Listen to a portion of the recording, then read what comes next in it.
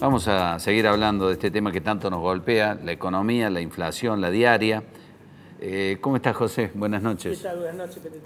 Bueno, vi que el Banco Central subió las tasas. ¿Para qué es esto? Y esto es para tratar de que los ahorristas en pesos se queden en depósito de plazo fijo y no corran contra el dólar, digamos, básicamente. ¿Por qué?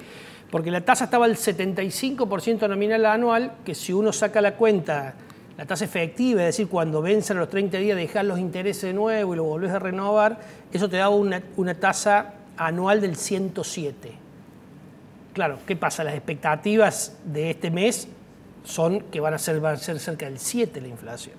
Y el mes pasado fue 6,6, entonces el 6% que te daba o 6,2 que te daba el 75 se quedó chica. ¿Aumentó cuánto? 3 puntos, lo llevó al 78%. Eso hace que la tasa efectiva sea del 113% anual. Con lo cual me parece, Petete, que se quedó corto, porque eso equivale a una tasa mensual del 6,6, y eso, o del 6,4, perdón, ya inferior a la de febrero y seguramente inferior a la de marzo. Así que lamentablemente se quedó corto. ¿Cuál es el problema? Cuando vos subís la tasa de interés mucho, por un lado el Estado tiene más gasto, fundamentalmente el Banco Central tiene que remunerar las LELIQ, y eso es déficit fiscal, y por otro lado encareces el crédito. Y el crédito, obviamente, el encarecimiento del crédito genera menor consumo y genera recesión. Ahora, magia no hay en economía. Si querés bajar la inflación, lamentablemente el consumo te tiene que caer. No hay ninguna receta económica que diga que podés aumentar el consumo, mantener el gasto público y bajar la inflación. Bueno, de hecho Estados Unidos, que está traumatizado con la inflación, hizo eso, ¿no? Obviamente. Y el presidente del Banco Central de Estados Unidos, la Reserva Federal, digamos, fue claro y le dijo a los americanos: voy a subir la tasa de interés y esto va a generar caída en los consumos. Pero la caída en el consumo, digamos, en corto periodo de tiempo, es menos dañino que lo que genera la inflación. Y si nosotros lo queremos ver en retrospectiva, en los años 70 teníamos 7% de pobres, de ahí para adelante tuvimos siempre inflación, excepto un periodo muy corto, inflación de 2 dígitos o más, y hoy tenemos 42% de pobres. Así que creer que un poco de inflación no es malo, la verdad que es engañar a la gente. La inflación es mala, como es mala la fiebre. No es que porque tengas un poco de fiebre no tenés la infección. La fiebre te dice que hay una infección. Bueno, la inflación te dice que tenés desequilibrios macroeconómicos. Y si no los corregís, obviamente generás pobre. Hoy se conoció la canasta básica alimentaria, que es la que determina el límite de la indigencia. ¿Sabes cuánto subió? 11,7% en febrero.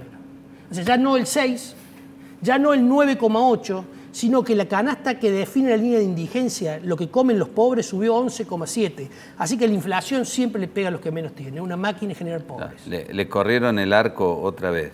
Bueno, una situación por demás compleja. Vos decías, bueno, esto encarece el crédito. Y yo te iba a decir, ¿a quién le dan un crédito hoy? ¿Alguna pyme, alguna empresa? La gente ya no se beneficia con un crédito. Bueno, obviamente que el crédito cuentan con los dedos de una mano los operadores. El crédito está reducido, pero sí es cierto que algunos todavía usan de salvavidas, medio salvavidas de plomo en algunos casos, pero de salvavidas al fin, la tarjeta de crédito. Hoy la tarjeta de crédito... Eso, claro, yo decía crédito y imaginaba que te prestaban, no sé, tanta plata en un banco. No, estamos hablando de cómo uno va tarjeteando y pedaleando cosas. Así es, cómo uno paga el mínimo y trata de tirar el resto, ¿no? Entonces ese resto aumenta la tasa de interés. O cómo transforma parte de ese pago de tarjeta que no la podés terminar hacer con un préstamo personal, digamos, ¿no? Y ahí el préstamo se encarece un poco. Así que la situación es por demás compleja. No la tenemos fácil, digamos, ni los argentinos, ni en este caso el ministro de Economía, y la verdad que la única cuestión que nos deja para ser optimistas es que los países de la región en algún momento tuvieron que enfrentarse a inflación y lo lograron controlar. Pues nosotros deberíamos poderlo hacer, pero no va a ser fácil y no va a ser exento de sacrificio. Si alguien te dice que vas a controlar la inflación fácilmente, como decía Macri, o que Rodríguez Larreta ya tiró, apenas sea presidente bajo la inflación. Bueno, estaría bueno que nos diga cómo, ¿no? Porque en realidad bajar la inflación con solamente anunciarlo no es fácil. Y más en un país que tiene una memoria inflacionaria tan alta, donde las expectativas juegan tanto. Es más, el propio Massa se aventuró a decir que en abril la inflación iba a empezar con 3 y la verdad que estamos bastante lejos de que esa probabilidad se dé, ¿no? La duplicó, a su expectativa la tuvo que duplicar. La expectativa la duplicó. Otra cuestión que hace ruido a nivel internacional. Lo del Silicon Valley, la caída de un par de bancos en Estados Unidos, lo del Credit Suisse en Europa. ¿Eso impacta, eso pega? ¿Cayeron las acciones argentinas? Obviamente que las crisis financieras, vos sabés cuándo empiezan y no sabés cómo termina, cómo se desenvuelven. Esta crisis financiera, a diferencia de lo que pasó en el 2008, tuvo una respuesta muy rápida del Banco Central. Acá lo que cayó es un banco regional, un banco que no estaba bajo la supervisión de la Reserva Federal de los Estados Unidos por el capital que manejaba. Para nosotros un banco muy grande, porque manejaba 200.000 millones de dólares de depósito, pero para los Estados Unidos no tenía supervisión. Ese banco, como consecuencia de la subida de tasas de la Reserva Federal y algunas inversiones de riesgo que había tomado, tuvo que ser liquidado, digamos, ¿no? Y esto generó mucha preocupación. Así que acá queda todavía, y salió, te decía, con decisión el Tesoro de los Estados Unidos, la Reserva Federal y el Fondo de Garantía de los Depósitos, que garantizaba hasta $250.000, pero salió a decir, todo el que tenga un depósito hecho en el banco y que no haya asumido riesgos extraordinarios, va a tener su dinero. Eso tranquilizó momentáneamente. Después del Credit Suisse, como decís vos, ayer empezaron las versiones que el Credit Suisse no tenía la suficiente liquidez y rápidamente el Banco Central de Suiza salió a respaldarlo y le dieron un préstamo de 54.000 millones. Hoy la bolsa en Estados Unidos subió, hoy las acciones en Argentina y los títulos argentinos subieron, recuperaron, digamos, mucho de lo que perdieron ayer, o gran parte o casi todo lo que perdieron ayer.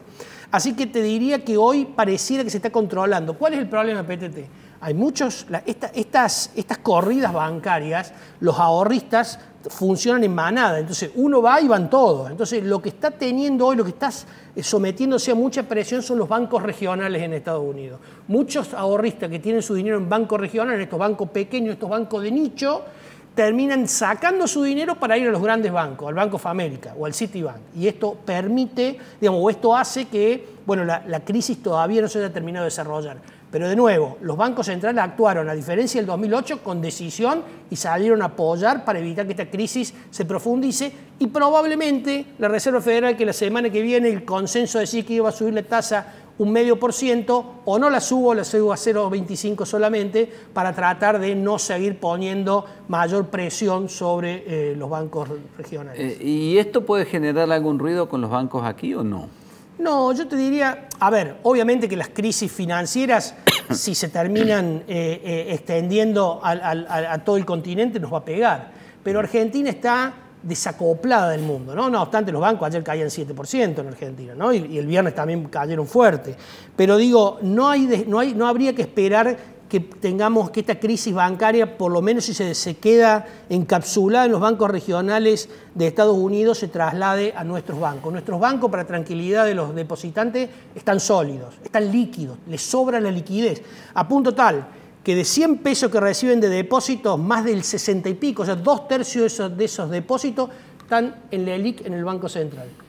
Y ese es uno de los grandes desafíos que tiene el Banco Central cuando sube la tasa. Si sube la tasa mucho para remunerar esos plazos fijos, tiene que subir también la remuneración de la ELIC y le aumenta el déficit cuasi fiscal. Así que yo te diría que los bancos hoy están lo suficientemente líquidos como para enfrentar una salida de depósito, ¿no? Porque lo decías recién vos, casi no hay préstamo al sector privado. Solamente el 30 y pico % de lo que entra a un banco está prestado. Una pregunta que me hace mucha gente y que te traslado. ¿Por qué los bancos no le prestan a la gente y le prestan al Estado? ¿Cuál es la clave que la gente hay dos razones, una razón de riesgo y una razón de conveniencia. El Banco Central te da determinadas prerrogativas si le prestas al Estado. Por ejemplo, para que se tomara el canje que ofreció la semana pasada el Ministerio de Economía, se dijo que esos bonos los bancos lo podían utilizar como encaje. Entonces, te sirve a vos para cumplir los requisitos de liquidez, lo que los bancos tienen que dejar depositado como garantía de los depósitos, y a su vez tiene una rentabilidad ese bono. Entonces digo, es más fácil prestarle al Estado, es más económico, digamos, rinde más, porque la tasa del Estado compite con la de los privados. Una tasa de inversión productiva hoy está en 46,5%, 50 querés ponerle, y hoy una tasa de la ELIC está en 78%. Es decir, el sector público compite con el privado. Y además, por prestarle al Estado, digamos, al sector privado, asumís riesgo de tener que previsionar en caso de que el cliente se te atrase, por ejemplo. Del hecho de prestarle ya previsionar el 1%, en función de su situación, digamos, si se atrasa tantos días o tantos meses, vos tenés que ir previsionando una parte de eso. Así que claramente el Estado lo que hace es absorber todo el dinero, digamos, excedente. Quedan muy pocos negocios para prestarle al sector privado. José, ¿cómo avisorás los próximos meses en el país? Lamentablemente muy difíciles, muy difíciles. Vos tenés, digamos, por un lado el problema de la inflación que no va a ceder en el corto plazo. Por otro lado tenés el problema de las reservas que están muy flacas y no parece que vayan a crecer mucho porque nuestro principal exportador, que es el sector agropecuario, ha soportado una sequía realmente muy severa que hace caer por lo menos en 20.000 millones las exportaciones. Por otro lado, tenés un problema de deuda en pesos muy relevante. El banco, digamos, el gobierno tenía el desafío de reestructurar los vencimientos que iban de marzo a junio, que representaban 7.600.000 pesos. Esto es 7 millones de pesos, para que el televidente entienda. 35.000 millones de dólares, si lo queremos poner en términos de dólares. Y solamente pudo, digamos, reestructurar 4,3. Le quedan todavía 3 y pico o 3, y algo para reestructurar, ¿no? Billones en estos meses. Así que eso es un desafío muy grande. Para eso va a tener que dar una tasa de interés más alta. Esa tasa de interés nos va a generar a todos los argentinos en el futuro o mayor presión inflacionaria, o lo que es, digamos, si en caso de que no se renueve, o seguramente mayor esfuerzo fiscal. Es decir, o vamos a pagar más impuestos o vamos a tener que tener menos gastos, pero va a haber que pagar esos intereses que superan en por lo menos 6 puntos la inflación que haya. Entonces, digo, ese tenés otro gran desafío y todo esto impactando en el nivel de actividad. El nivel de actividad está cayendo, se estimaba en 2,5% que iba a caer el PBI, pero probablemente la sequía sola te implique más del 2% de caída. Recordá que el consumo cae y le pega al nivel de actividad. Los dólares estos que faltan no permiten comprar insumos importados con la magnitud que se compraba antes o con la conveniencia que se compraba antes, y eso le pega no solamente al nivel a la producción de productos locales, sino los que se exportan, con lo cual hay también menor exportación por eso. Y por otro lado, la sequía ha sido tremenda y de nuevo cae 2,5%. Y no solamente se perjudica el productor agropecuario, se perjudica toda la cadena. Va a haber 1 millón menos de camiones que transporten cereal, por ejemplo, los comercios y demás. Así que el desafío que tiene el gobierno actual es gigante. Massa tiene que seguir sacando conejos de la galera para tratar de mantener la situación, y por otro lado se le complejiza el esquema político interno. Y con esto te cierro. Massa logró que, argumentando la sequía, los técnicos del Fondo Monetario Internacional le acepte una morigeración en la exigencia que tenía el acuerdo del fondo. Fundamentalmente en lo que a reservas se refiere. Bueno, pues la Cámpora salió a pegar ayer muy duro, esto que tendría que haber sido una cuestión de festejo para el gobierno, digamos, la Cámpora salió a pegarle muy duro y a decir incluso en boca de un moderado como es Agis, decir, che, hay que defaultearle. Lo cual sería una locura defaultear en este momento una deuda con el Fondo Monetario. Explicarle a la gente que no sabe qué significa defaultear. Quiere decir que, bueno, no hay que pagarle al fondo, porque la verdad, y nosotros le pagamos al fondo con la plata que el fondo nos da, no es que sacamos plata nuestra. Nosotros con estos 5.300 millones de dólares que nos va a autorizar el fondo ahora, le vamos a ir pagando al fondo la deuda que tenemos con ellos. En realidad esto es un asiento contable. Por eso el fondo es tan laxo en las exigencias que tiene para con el también gobierno. Está con el denominado plan llegar el fondo, ¿no? Obviamente, el fondo lo que quiere es que no le explote como quiere cualquier acreedor. Lo peor que puede tener es un cliente concursado. Bueno, los países no se concursan. O quebrado, digamos, los países no quiebran, lo que hacen es defaultear. Bueno, Guido Sandleris, cuando hablé con Guido Sandleris ayer, me dijo que Alberto Fernández había batido récord de endeudamiento, que se había endeudado el doble que Cristina y el triple que Macri. Sí, si uno toma el endeudamiento en pesos de Alberto Fernández, se ha endeudado de manera muy relevante. Exactamente, eso es así. Eso es así.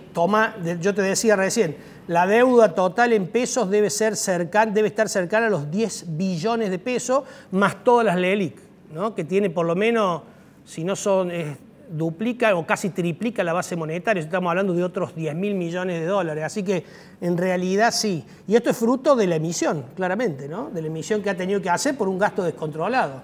Entonces, de nuevo, quienes te digan que va a ser fácil lo que queda del año, como a partir de las elecciones, yo creo que peca de un exceso de optimismo. O están vendiendo humo. O están vendiendo humo. Yo creo que lo que hay que explicarle a los argentinos y que los argentinos debemos exigirle a los políticos es que nos digan cómo nos van a mejorar la calidad de vida. ¿Es imposible? No, no es imposible. De nuevo, los países de la región, Bolivia, Uruguay, Perú, Brasil, lo lograron. Bueno, nosotros no lo logramos porque queremos inventar la heterodoxia de la economía. Aplicando la ortodoxia y con responsabilidad monetaria y fiscal, los países de la región tienen mejor calidad de vida que nosotros, tienen posibilidad de endeudarse en el exterior, tienen una inflación de un dígito anual. Digo, nosotros tenemos inflación casi de 2 dígitos mensuales, como veíamos recién en la canasta, o como vimos en los alimentos. Los alimentos ya del índice de precios subieron 17,2 en 2 meses. Una locura, no hay salario que haya podido recuperar eso y es lo que le van a aumentar a los jubilados respecto de 3 meses para atrás. Gracias, José, un gusto como siempre. No, un gusto para el mío.